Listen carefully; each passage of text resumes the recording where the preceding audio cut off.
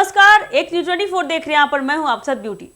देखिए, आपको बता दें कि बिहार इन दिनों भीषण बाढ़ की चपेट में आ चुका है।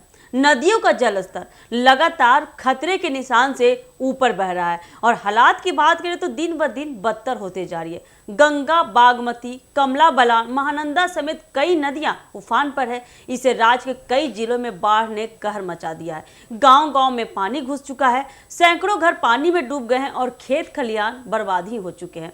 मौजूदा हालात की बात करें, इसका आंकड़ा बताएं तो लगभग 17 लाख से ज्यादा लोग सीधे तौर पर प्रभावित हो चुके हैं। हजारों परिवारों को अपना घर छोड़कर पलायन करना पड़ रहा है, सड़कों पर शरण लेना पड़ रहा है।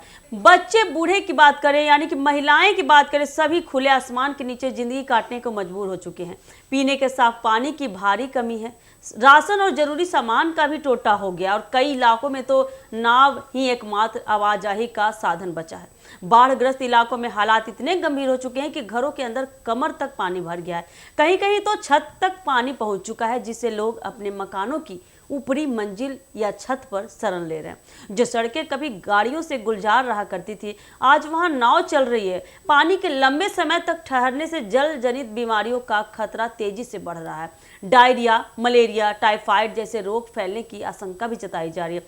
अस्पताल तक पहुंच पाना मुश्किल हो गया है और कई स्वास्थ्य केंद्र खुद पानी में डूबे हुए हैं।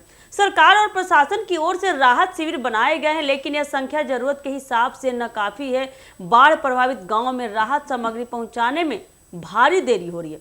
कई जगह लोग कई दिनों से सिर्फ सूखी रोटी या उबले चावल पर गुजारा कर रहे हैं। मवेशियों के लिए चारा भी खत्म होता जा रहा है, जिससे ग्रामीणों की चिंता और बढ़ गई है। लेकिन इस बीच सवाल खड़ा होता है कि आखिर कब होगा स्थायी समाधान। हर साल मानसून के समय बिहार के कई जिलों में बाढ़ आती है और लाखों लोग प्रभावित होते हैं, लेकिन सवाल उठता है कि आखिर कब तक यह सिलसिला कब तक चलता रहेगा। क्या सरकार के पास इस प्रॉब्लम का कोई सॉल्यूशन है, कोई हल है? आखिर कब सरकार बड़े पैमाने पर तटबंधों को मरम्मत और मजबूती का काम करेगी?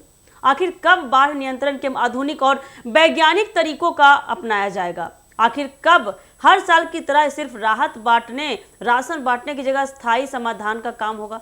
अब बता दें कि अब इसका तो एक ही निष्कर्ष निकलता है कि अब सिर्फ बयानबाजी या बयानों से दिन नहीं गुजरने वाला, इसकी कोई ठोस कार्रवाई की जरूरत है। अब बिहार में बाढ़ केवल प्राकृतिक आपदा नहीं रह गई है, बल्कि यह अब एक सामाजिक और आर्थिक संकट का रूप ले चुके हैं। हर साल करोड़ों का नुकसान और हजारों परिवारों का विस्थापन अब नॉर्मल नहीं माना जा सकता है। राज्य सरकार को केंद्र के साथ मिलकर लंबी अवधि की बाढ़ प्रबंधन नीति बनानी होगी, जिसमें नदी ट्रेंजिंग, तटबंधों की मजबूती, जलाशयों का निर्माण और समय रहते लोगों के पुनर्वास जैसे कदम शामिल हो। वरना आने वाले सालों में भी यही तस्वीर दोहराई जाएगी। सड़क पर जिंदगी, घर में पानी और लाखों लोग तबाह होते नजर आ जाएंगे। आने वाले समय में भी यही होता जाएगा और लोग लगातार पलायन करते नजर आएंगे। अपना देश छोड़कर दूसरे राज्यों में, दूसरे देशों में पलायन करते नजर आएंगे। तो सरकार को चाहिए कि सख्ती से इस पर कार्रवाई की जाए, इसकी देख रेख अच्छे से की जाए, इसका उपाय पहले से ही किया जाए। मानसून आने के पहले ही इसका कोई ठोस निष्कर्ष निकाला जाए, तब जाकर कई जिंदगियां बच सकती है। तब जाकर हमारा देश, हमारा बिहार साफ रह सकता है, सुरक्षित रह सकता है, बीमारियों से दूर हो सकता है। तो हमारी सरकार से अनुरोध है, हमारे चैनल की तरफ से सरकार से अनुरोध है कि इसका जल्द से जल्द कोई निष्कर्ष निकाला जाए। तो ऐसे ही अपडेट के लिए बने रहिए हमारे एक न्यूज़ 24 के साथ। दीजिएगा इजाज़त। धन्यवाद।